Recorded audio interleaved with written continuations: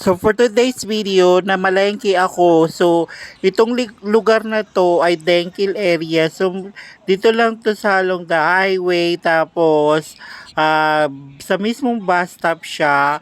And then dito kami nakatira dito dati sa lugar na to. At malapit lang dito yung aming tinitirahan. So siguro sa banda para roon. So anyway, sa bago naming lugar ay malapit din naman. So itong way na to ay pa-way din siya ng airport. So itong Pasar Malam na to ay may schedule siya every Thursday and Saturday. So from 5 p.m. to 9 p.m. So, marami kang mabibili dito kagaya nitong mga prutas, mga gulay, mga RTWs, at iba pang mga binibenta dito. So, ayan yung durian. And then, yung mga gulay, especially dito, kasi mura talaga yung mga bilihin dito. So, makikita nyo sila, kuya. Yan ay, mga Pakistani, Bangladesh, or Indian ata yung lahi nila. So, dito kasi makabili ka ng mga gulay na mura kasi kung mapapansin nyo yan, 3 tumpok yan, ₱5 lang.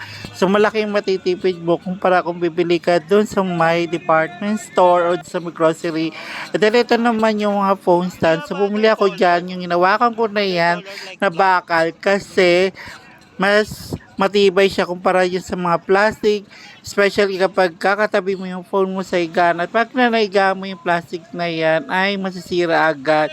So ito rin yung mga prutas na to, so isang tumpok na yan ay ₱5 lang.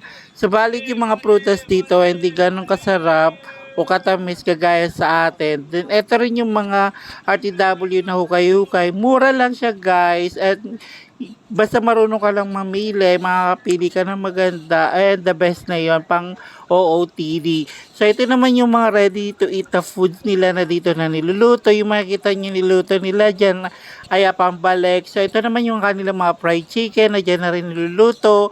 Mura lang naman din at kaya makikita nyo maraming bumibili kasi karamihan kasi dito, syempre nagtitrabaho. So, iwas luto na rin, diba? So, bibili na lang ng kanin, mga ready to eat na food, then kakain na lang, hindi matutulog na rin. So, ayan, may kainan na rin dyan, diba?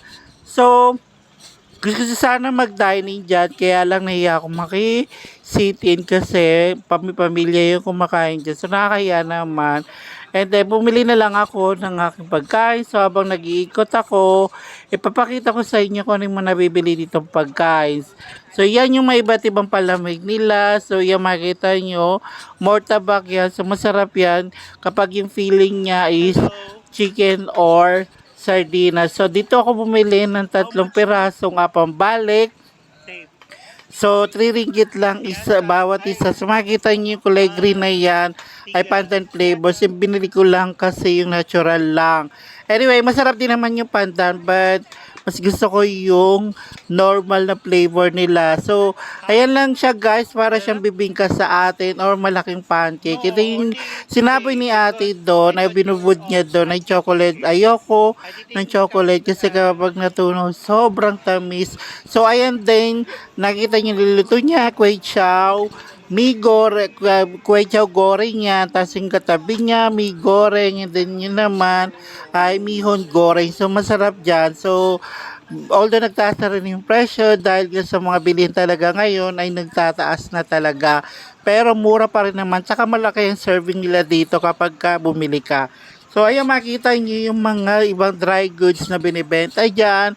And then, ito naman ay fried chicken ulit. So, dito guys sa lugar na to, nagiging pasar Ramadan din siya kapag buwan ng Ramadan at maraming nagbebenta dito ng mga lutong pagkain kasi nga pang iftar yung mga pagkain. And then napakasaya din dito kasi kapag buwan ng Ramadan kasi nga makakabili ka ng mga iba't ibang uri ng pagkain na pwede mong pang iftar.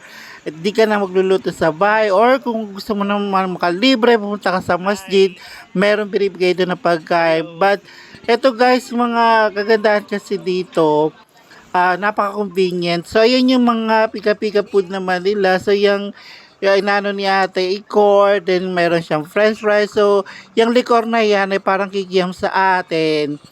So mura lang yan. Then, syempre, itong lumpia. And then, dito, bumili ako ng jelly stick balls. Masarap yan, guys. Jelly, right? Oh, Natuwa lang kasi ako kasi meron dito, 'di ba? So parang pabatang kumakain. Enjoy!